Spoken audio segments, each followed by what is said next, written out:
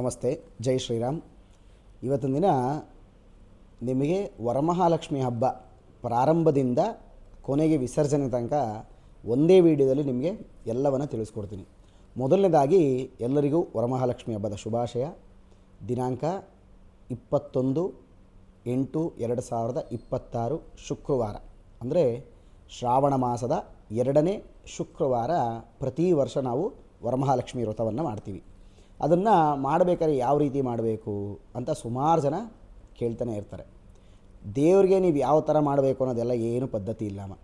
ಮನಸ್ಸೋ ಇಚ್ಛೆ, ಒಳ್ಳೆ ಮನಸ್ಸಿಂದ ದೇವರನ್ನು ಪೂಜೆ ಮಾಡಿದ್ರೆ ಸಾಕು. ಅದು ಬಿಟ್ಟರೆ ಬೇರೆ ಏನೂ ತೊಂದರೆ ಇಲ್ಲ. ಮೊದಲನೇದಾಗಿ ನೀವು ತುಳಸಿ ಪೂಜೆಯನ್ನು ಮಾಡಿ. ನಿಮ್ಮ ಮನೆ ಹತ್ರ ಇರೋಂಥ ತುಳಸಿಗೆ ಪೂಜೆಯನ್ನು ಮಾಡಿ ಸ್ವಲ್ಪ ತುಳಸಿ ತೀರ್ಥವನ್ನು ಕುಡಿಬೇಕು. ಆನಂತರ ವಸ್ತು ಪೂಜೆಯನ್ನು ಮಾಡಿ. ವಸ್ತು ಪೂಜೆ ಮಾಡಿ ಮೊದಲನೇದಾಗಿ ಗಣಪತಿ ಪೂಜೆ ಮತ್ತು ನಿಮ್ಮ ಮನೆ ದೇವರನ್ನು ಪೂಜೆ ಮಾಡಿ. ಪ್ರತಿನಿತ್ಯ ನೀವು ಮನೆಯಲ್ಲಿ ಗಣಪತಿ ವಿಗ್ರಹನೋ ಅಥವಾ ಫೋಟೋನೋ ಇದ್ದರೆ ಅದಕ್ಕೆ ಯಾವ ರೀತಿ ಪೂಜೆ ಮಾಡ್ತೀರೋ ಆ ರೀತಿ ಪೂಜೆ ಮಾಡಿ. ಅದಾದಮೇಲೆ ನಿಮ್ಮ ಮನೆ ದೇವರಿಗೆ ಒಂದು ತುಪ್ಪದ ದೀಪವನ್ನು ಹಚ್ಚಿ ನಿಮ್ಮ ಮನೆ ದೇವರ ಆಶೀರ್ವಾದ ತಗೊಳ್ಳಿ.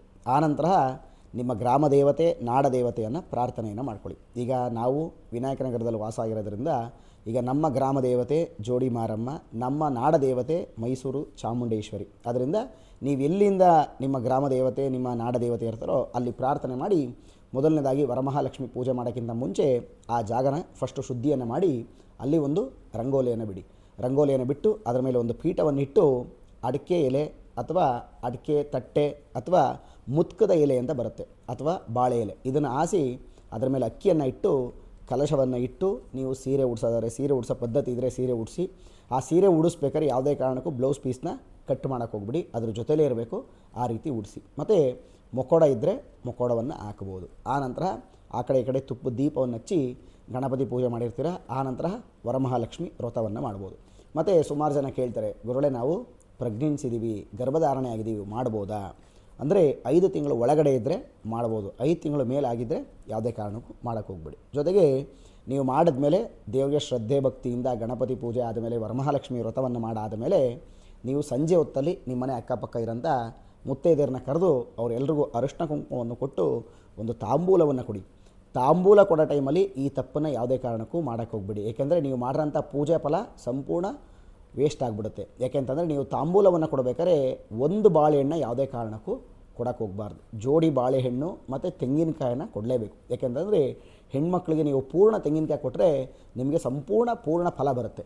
ಮತ್ತು ಅದ್ರ ಜೊತೆಗೆ ನೀವೇನು ಮಾಡಿ, ನೀವು ದೇವರಿಗೆ ಮೊಡ್ಲಕ್ಕಿಯನ್ನು ಇಟ್ಟಿರ್ತೀರ, ಅದನ್ನು ಅವತ್ತಿನ ದಿನವೇ ವಿಸರ್ಜನೆಗಿಂತ ಮುಂಚೆ ಮತ್ತು ಶುಕ್ರವಾರದ ದಿನವೇ ಅದನ್ನು ತೊಗೊಂಡೋಗಿ ಯಾವುದಾರ ದೇವಸ್ಥಾನದಲ್ಲಿ, ಹೆಣ್ಣು ದೇವರ ದೇವಸ್ಥಾನದಲ್ಲಿ ಅವತ್ತಿನ ದಿನ ಅದನ್ನು ತೊಗೊಂಡೋಗಿ ಕೊಡಿ. ಅದನ್ನು ಮಿಸ್ ಮಾಡೋಕ್ಕೆ ಹೋಗ್ಬೇಡಿ. ಜೊತೆಗೆ ಬರೋಂಥ ಮುತ್ತೈದೆಯರು ಎಲ್ರಿಗೂ ಅರಿಶಿನ ಕುಂಕುಮ ತಾಂಬೂಲ ಕೊಟ್ಟಾದಮೇಲೆ ಅವರಿಗೆ ಕುಡಿಯೋಕ್ಕೆ 1 ಲೋಟ ಬಾದಾಮಿ ಹಾಲನ್ನು ಕೊಡಿ. ಯಾಕೆಂತಂದರೆ ಬಾದಾಮಿ ಹಾಲನ್ನೇ ಯಾಕೆ ಕೊಡಿ ಅಂತ ಹೇಳ್ತಾ ಇದ್ದೀನಿ ಅಂತಂದರೆ ಅದರಲ್ಲಿ ಹಾಲು ಮತ್ತು ಅರಿಶಿನ ಎರಡೂ ಮಿಶ್ರಿತವಾಗಿರುತ್ತೆ.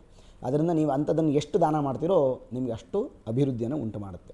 ಆನಂತರ ನಿಮಗಿಂತ ದೊಡ್ಡವರಿದ್ದರೆ ಅವರೆಲ್ಲರಿಗೂ ನಮಸ್ಕಾರವನ್ನು ಮಾಡಿ, ನಿಮ್ಮ ಮನೆ ಅಕ್ಕಪಕ್ಕ ಎಲ್ಲಾದರೂ ಲಕ್ಷ್ಮೀ ದೇವಸ್ಥಾನ ಇದ್ದರೆ ಅವತ್ತೊಂದು ದಿನ ಹೋಗಿ ಒಂದು ಅರ್ಚನೆ ಮಾಡಿ ಒಂದು ನಮಸ್ಕಾರ ಮಾಡ್ಕೊಂಡು ಬನ್ನಿ.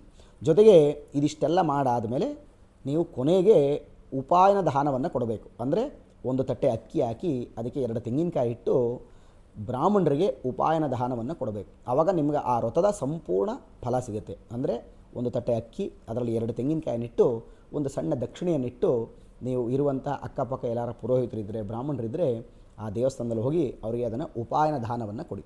ಅದೇ ರೀತಿ ಮೊಡ್ಲಕ್ಕಿ ಇದ್ದರೆ ಅದನ್ನು ಅಮ್ಮನವ್ರಿಗೆ ಕೊಡಿ. ಕೊಟ್ಬಿಟ್ಟು ಸಂಜೆ ಹೊತ್ತಲ್ಲಿ ಒಂದು ಕೆಂಪು ನೀರು ಆರತಿ ಮಾಡಿ ದೇವ್ರ ಹತ್ರ ಇಡಿ. ಆ ಕೆಂಪು ನೀರನ್ನ ಯಾವುದೇ ಕಾರಣಕ್ಕೂ ಸಂಜೆ ಹೊತ್ತು ಚೆಲ್ಲಕ್ಕೆ ಹೋಗ್ಬಿಡಿ.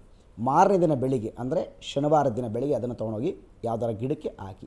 ಜೊತೆಗೆ ನೀವು ಯಾವತ್ತು ವಿಸರ್ಜನೆ ಮಾಡಬೇಕು, ಸ್ವಲ್ಪ ಜನ ಶನಿವಾರದ ದಿನ ವಿಸರ್ಜನೆ ಮಾಡಲ್ಲ. ಯಾಕೆಂತಂದರೆ ನಾರಾಯಣನ ವಾರ, ಮಹಾಲಕ್ಷ್ಮಿ ನಮ್ಮಲ್ಲೇ ಇರಲಿ ಅಂತ ಸುಮಾರು ಜನ ಪದ್ಧತಿ ಮಾಡ್ಕೊಂಬಂದಿದ್ದಾರೆ. ಶನಿವಾರನೇ ವಿಸರ್ಜನೆ ಮಾಡ್ತೀವಿ ಅಂದರೆ ಬೆಳಗ್ಗೆ 9 ಗಂಟೆ ಒಳಗಡೆ ವಿಸರ್ಜನೆ ಮಾಡಿ. ಅಥವಾ ನೀವು ಭಾನುವಾರ ವಿಸರ್ಜನೆ ಮಾಡ್ತೀವಿ ಅಂತಂದರೆ ಬೆಳಗ್ಗೆ 9ರಿಂದ 11 ಗಂಟೆ ಒಳಗಡೆ ವಿಸರ್ಜನೆ ಮಾಡಿ, ಏನೂ ತೊಂದರೆ ಇಲ್ಲ. ವಿಸರ್ಜನೆ ಮಾಡಿ ಆ ಕಲಶದ ನೀರನ್ನ ನೀವು ಸ್ನಾನಕ್ಕೆ, ಕುಡಿಯೋ ನೀರಿಗೆ, ಅಡುಗೆಗೆ ಬೆರೆಸ್ಕೊಳ್ಳಿ. ಮತ್ತು ಕಲಶದ ಒಳಗಡೆ ಏನಾಗಬೇಕು ಅಂತ ಸುಮಾರು ಜನ ಕೇಳ್ತಾಯಿದ್ರು. ಕಲಶದ ಒಳಗಡೆ ಪಚ್ಚಕರ್ಪೂರ, ಏಲಕ್ಕಿ, ದ್ರಾಕ್ಷಿ, ಗೋಡಂಬಿ, ಖರ್ಜೂರ, ಬಾದಾಮಿ, ಕಲ್ಸಕ್ಕರೆ ಮತ್ತು ಸ್ವಲ್ಪ ಹೂವು, ತುಳಸಿ, ಅರಿಶಿನ ಕುಂಕುಮ, ಬಟ್ಲಡಿಕೆ ಇದನ್ನು ಹಾಕಿ ಕಲಶವನ್ನು ಇಡಿ. ಕಲಶಕ್ಕೆ 5 ವಿಳ್ಯದೆಲೆ, 5 ಮಾವಿನ ಸೊಪ್ಪನ್ನು ಹಾಕಿ ಕಲಶವನ್ನು ಇಡಿ. ಮತ್ತು ಬರುವಂಥ ಎಲ್ಲ ಮುತ್ತೈದೆಯರಿಗೂ ಅಷ್ಟೇ ಅರಿಶಿನ ಕುಂಕುಮವನ್ನು ಕಡ್ಡಾಯವಾಗಿ ಕೊಡಲೇಬೇಕು. ವಿಸರ್ಜನೆ ನೀವು ಭಾನುವಾರ ಮಾಡ್ತೀವಿ ಅಂದರೆ ಬೆಳಿಗ್ಗೆ 9ರಿಂದ 12 ಗಂಟೆ ಒಳಗಡೆ ವಿಸರ್ಜನೆ ಮಾಡ್ಕೊಳ್ಳಿ. ಆನಂತರ ಆ ಹೂಗಳನ್ನೆಲ್ಲ ತೊಗೊಂಡೋಗ್ಬಿಟ್ಟು ಯಾವ್ದಾರ ತೋಟದ ಹತ್ರ ತುಳಿದೇ ಜಾಗದಲ್ಲಿ ಆದಷ್ಟು ಹಾಕಿ. ಆದಷ್ಟು ಹರಿಯ ನೀರಿಗೆ ಬಿಡಕ್ಕೆ ಹೋಗಬೇಡಿ. ಯಾಕೆ ಅಂತಂದರೆ ಈಗೆಲ್ಲರೂ ಹರಿಯ ನೀರಿಗೆ ಬಿಟ್ಟು ಬಿಟ್ಟು ಬಿಟ್ಟು ಬಿಟ್ಟು ಹರಿಯ ನೀರು ತುಂಬ ಗಲೀಜಾಗ್ತಾ ಇದೆ. ದಯಮಾಡಿ ಆ ಥರ ಮಾಡೋಕ್ಕೆ ಹೋಗಬೇಡಿ. ನೀವು ಅದನ್ನೇನು ಮಾಡಿ, ಎಲ್ಲಾರ ಒಂದು ತೋಟದ ಹತ್ರ ತೊಗೊಂಡೋಗಿ ಆ ಭೂಮಿ ಒಳಗಡೆ ಹಾಕಿ. ನಿಮ್ಮ ಮನೆ ಹತ್ರ ತೋಟ ಇಲ್ಲ ಹಂಗೆ ಹಿಂಗೆ ಅಂತಂದರೆ ಸ್ವಲ್ಪ ದಿನ ಬಿಸಿಲಲ್ಲಿ ಒಣಗಿಸಿ ಆಮೇಲೆ ನೀವು ಹೋದಾಗ ತೊಗೊಂಡೋಗಿ ಅದನ್ನು ತೋಟದಲ್ಲಿ ಹಾಕಿ ಗೊಬ್ಬರ ಆಗುತ್ತೆ. ಅದರಿಂದ ಈ ವ್ರತವನ್ನು ಎಲ್ಲರೂ ಮಾಡಿ. ನಾವು ಮಾಡಬಾರ್ದು, ನೀವು ಮಾಡಬಾರ್ದು ಆ ಥರದ್ದೆಲ್ಲ ಏನೂ ಇಲ್ಲ. ನಾವು ಮಾಡಿಲ್ಲ ಗುರುಗಳೇ, ಈ ವರ್ಷದಿಂದ ಪ್ರಾರಂಭ ಮಾಡ್ತೀನಿ ಅಂತಂದರೆ ಧಾರಾಳವಾಗಿ ಪ್ರಾರಂಭ ಮಾಡಿ, ಏನೂ ತೊಂದರೆ ಆಗಲ್ಲ. ಏಕೆಂತಂದರೆ ನಮ್ಮ ಹಿಂದೂ ಸನಾತನ ಧರ್ಮದಲ್ಲಿ ನಾವು ಯಾವುದೇ ವ್ರತವನ್ನು ಇವರೊಬ್ಬರೇ ಮಾಡಬೇಕು ಅವರೊಬ್ಬರೇ ಮಾಡಬೇಕು ಅಂತ ಆ ಥರ ಇಲ್ಲ. ಯಾರು ಬೇಕಾದರೂ ಮಾಡ್ಬೋದು. ಒಳ್ಳೆಯ ಮನಸ್ಸಿಂದ ನಾವು ಮಾಡಿದ್ರೆ ಆ ಮಹಾಲಕ್ಷ್ಮಿ ಸಂಪೂರ್ಣವಾಗಿ ನಮಗೆ ಒಳ್ಳೆಯದನ್ನು ಮಾಡ್ತಾಳೆ. ಅದರಿಂದ ಎಲ್ಲರೂ ಮಾಡಿ, ನಿಮ್ಮೆಲ್ಲರಿಗೂ ಶುಭವಾಗಲಿ. ನಿಮಗಿರುವಂಥ ಏನೇ ಕಷ್ಟಗಳಿದ್ರೂ ಅವೆಲ್ಲ ದೂರ ಆಗಲಿ, ಶುಭವಾಗಲಿ, ಒಳ್ಳೆಯದಾಗಲಿ. ಎಲ್ಲರಿಗೂ ಮತ್ತೊಮ್ಮೆ ವರಮಹಾಲಕ್ಷ್ಮಿ ಹಬ್ಬದ ಶುಭಾಶಯಗಳು. ಶುಭವಾಗಲಿ.